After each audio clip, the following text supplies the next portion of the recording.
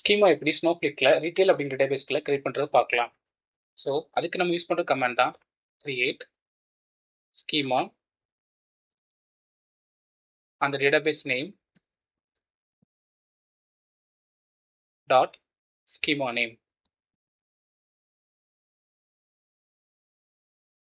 So சக்ஸஸ்ஃபுல்லாக create ஆயிடுச்சு. So இதில் வந்து நம்ம இப்போ டிஸ்கிரைப் பண்ணி பார்த்துடலாம். Describe schema retail DB sales.